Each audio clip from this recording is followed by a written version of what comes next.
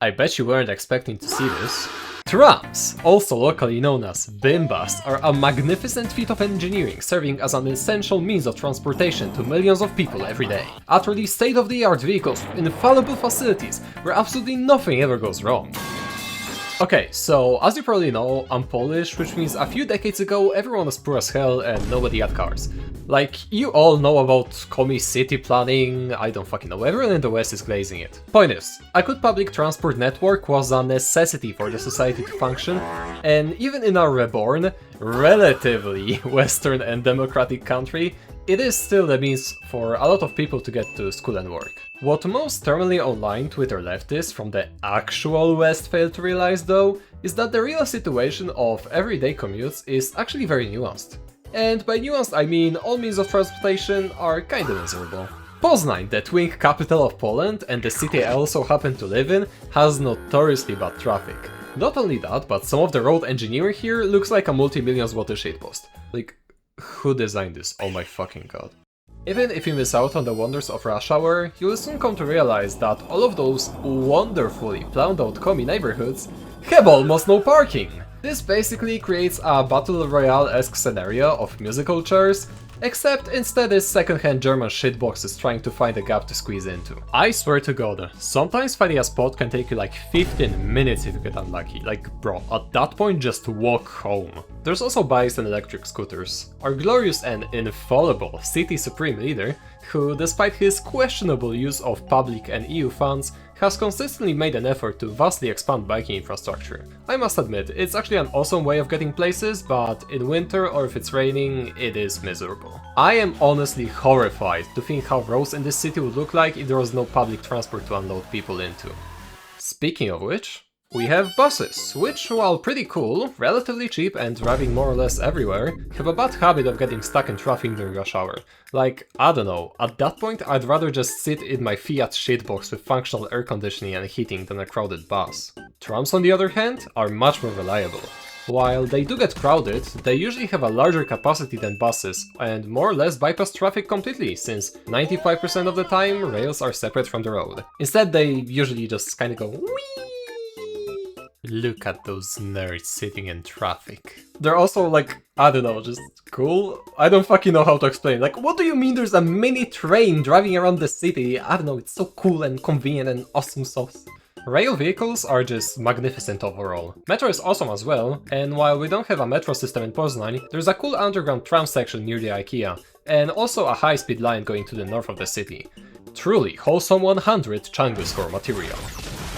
That being said, our ticket prices are kinda atrocious compared to other Polish cities, and if you don't count potential vehicle repairs and maintenance, having a motorcycle is unironically cheaper than daily driving public transport, including insurance. I also don't imagine a lot of people who have a nice car voluntarily deciding to cram themselves into Tokyo metro level crowded trams during rush hour. Still, in many instances getting places with a tram, and at times even with a bus, can be more convenient, less stressful, and, I shit you not, faster than using your own vehicle. And I feel like the stressful part is really not talked about enough. Now, it definitely depends on time and circumstances. I really don't think being crammed between a crying baby and a smelly neckbeard after your 16-hour shift at the ball crushing factory is comfortable. But sometimes, if the vehicle is not crowded, and you can find a seat that hasn't been pissed on, you lean against the window, pull out your noise cancelling earbuds, and just kinda chill. If you know that your commute is going to take the next 20 or 30 minutes and there's nothing you can possibly do about it, then you can just chill. It's like a transition period between your work and home. I mean, you can bring out your laptop and start working on your new innovative AI-powered startup like an alpha male hustler who optimizes every single minute of their day, but honestly, I feel like it's better to just simply keep it as time for yourself, be it some philosophical reflecting on your life or just chilling. Also, even just looking out the window, watching as the buildings go by, it honestly makes you appreciate the beauty of the city you live in. I feel like trams are also kind of a part of our regional identity and pride. The funny Bimba word aside, our new dogshit city logo, aside from costing a horrid amount of taxpayer money, was made green to represent our green colored trams. We also have 3 companies from around Poznań that manufacture trams. Well, okay, Solaris only makes buses now, and they sold out to the Spanish, and ACP FPS mostly makes trains now, but Modern Trams is still Polish, please don't sell out, I beg you. That being said, with a variety of manufacturers, over the years our city has amassed an extremely diverse array of tram models. They range from ones you'd see in an actual rich white people country to stereotypical post-Soviet metal thingamajigs. They come in various shapes, form factors and sizes. Some have actual air conditioning, others have functional heating, and some can even drive in both directions instead of needing to spin around at the end of the line. And, as one would probably guess, the riding experience varies substantially depending on which one spawns at your stop. As an example, we have a vehicle which was a backbone of our public transport for the past several decades. The Constal 105NA. Those sadly have been decommissioned by the time this video gets uploaded, but you can't get more thingamabobby than this one. It's a wobbly amalgamation of metal plating manufactured in the 80s. Truly, an impressive feat of socialist engineering. Another thingamajig that has blessed our tram tracks is the Doohickeys GT8 ZR. They're used German trams that look like a fucking submarine. No, like genuinely, if I ever saw a dictionary entry for the word Bimba, this is what I think the attached image should be. When it comes to the newer ones, we have my personal favorite, the Solaris Tramino. It looks very unique, it's very fast, has good air conditioning, and sometimes sounds like a fucking Hadron Collider. Another staple of our local tram industrial complex are the various modelos variants. There's quite a lot of distinct models, but for brevity's sake there's basically 3 types: alphas, betas and gammas. We have the alphas, which are quote-unquote modernized Constals, which are actually a straight up downgrade, looking fucking atrocious and having gutted heating in winter. Then there's the betas, which are my favorites out of the 3. They have 1 low floor compartment and 2 high floor compartments.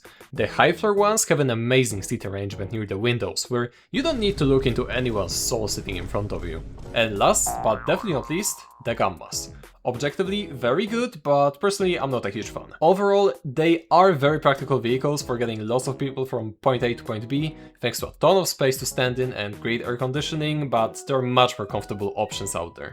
Both gammas and betas have been going through modernization recently, receiving a much smoother braking system, but a horrid color change, and couches that may look comfortable at first, but are in fact so squishy they genuinely put me into a shrimp position. There's also 2 prototype gamma variants. The blue one, which is a bit thick, but otherwise has a ton of seats and is overall majestic. And the red one, which is a little grotesque shitlet mockery of a tram that a ton of people seem to like for some reason. Like, who unironically thinks a tiny tram with half the capacity of a normal one is a good idea? No, but for real, imagine this scenario. You're coming back home from your 9 to 5, tired as fuck, waiting on a crowded stop, and you see this tiny fucking thing pulling up. I swear to god, the designer of this thing belongs in the fucking Hague alongside with Putin and Netanyahu. Oh my god. Now, I can already feel my beer retention dropping in real time, so I'll just go through the rest quickly. We have the Siemens Combino, which is a German version of the Tramino that was designed a decade earlier, the clunky ass Czech Tatra RT6 that turns into a sauna during summer, and last,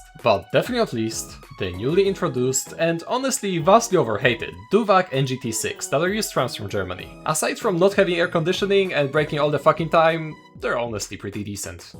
Anyways, I don't know, cool transition, here's a tier list of all trams in Poznań. These ratings are objectively correct, and if you disagree, you're wrong. Feel free to complain in the comments or write how smart and great my opinions are. Please, I need engagement after such a long break. By the way, I'll try to actually upload more often, now that I'm not being dragged down by this dogshit game. I'm working on my engineering degree though, so I can't really promise consistency. Should be better than whatever the fuck I was doing before though. I'm gonna start making videos on random things I find interesting from now on. I don't know what some of it might be, or if I'll stick to some genre. I don't know, I have a few ideas, but we'll see. Okay, bye!